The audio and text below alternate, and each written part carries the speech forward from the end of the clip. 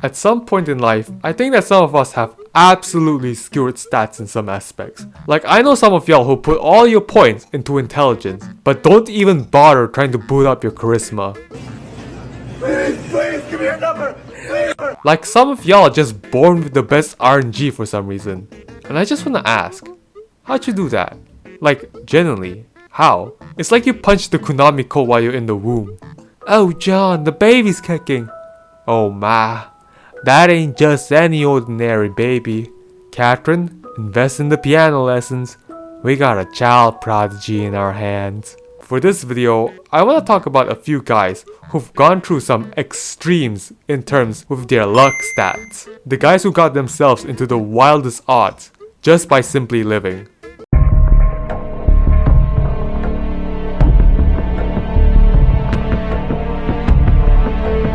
Martin de Jong was a professional cyclist from the Netherlands.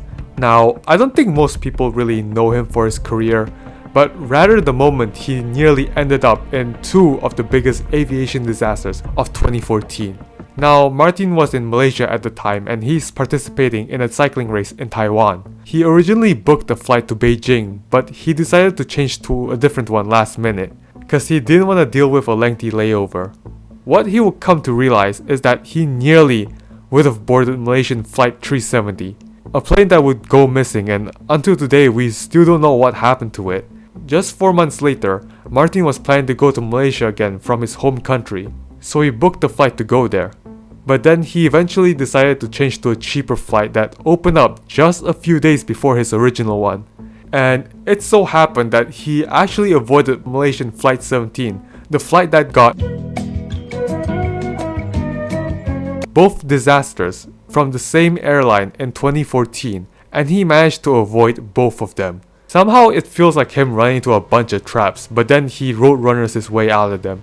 But while this guy managed to avoid 2 disasters, this guy got himself into 2 disasters.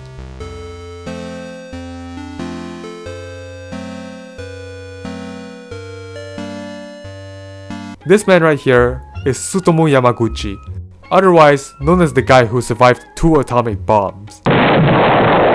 So it was 1945. Yamaguchi was working for Mitsubishi as an engineer, and at the time the Second World War was still going on. On that fateful day of August 6, he so happened to be in Hiroshima for business stuff, and then Little Boy destroyed over half the entire city. Yamaguchi luckily managed to survive that, and then he decided to go back to his home city the next day. Guess where he lived? Just guess. Despite still recovering, Yamaguchi decided to go back to work on the 9th of August. Sir, how have you not heard about this? It wiped out the entire city. Have you even heard the news? I know you're just making up reasons to skip work that day. I know. Okay, you know what? Let me explain it to you one more time. It was a big, bright explosion. It was really loud, and it... Oh. I think I get what you mean. Gosh, freaking damn it! He also survived Fat Man. He's the one who has truly seen real crap going on. Yamaguchi lived till the age of 93. At this point, you gotta write something about all that trauma like what every other hip hop artist does. He did write a book though, so that's cool.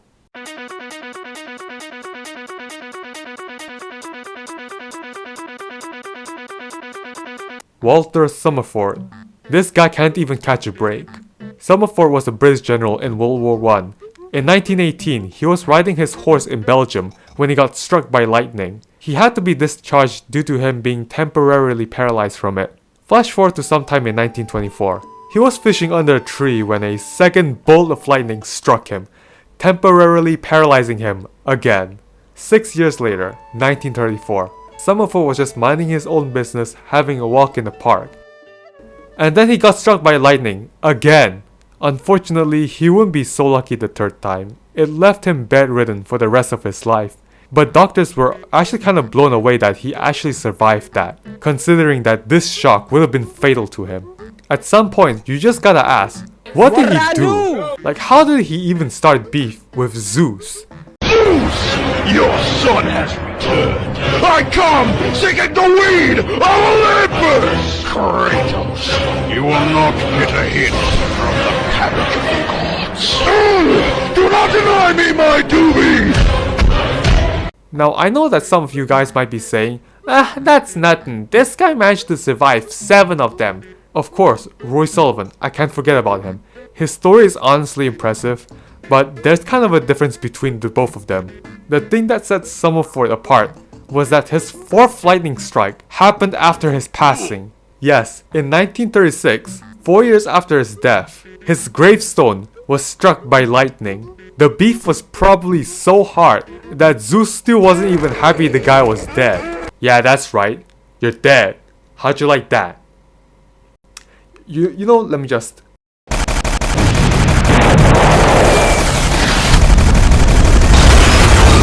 Yeah, that's right. Know your place, stupid. Boy, ain't no fucking way, boy. Fighting for my life! Y'all killing me with this! At this point, you gotta ask yourself, is this a biased stigma or just favoritism? This is Frank Selak, a man from Croatia. God somehow never noticed the glitch on his luck stats before putting him in this world. 1962, he was on a train to Dubrovnik, where it derailed and crashed into a cold river. He was the sole survivor, making it out with just a broken arm. 1963, he was on a plane flight. The aircraft had a problem with its door accidentally opening mid-flight and it crashed. For some reason, he also survived that. 1966, got himself into a bus accident, skidding off the road into a river. He managed to swim himself to safety, just suffering from only minor cuts and bruises. 1970, his car got on fire while driving. He got out just in time before the car exploded. 1973, his car engine got on fire again. The air vents caught on fire as well and nearly burned him up. Lost most of his hair, but he survived that. 1995, got hit by a bus. Survived that.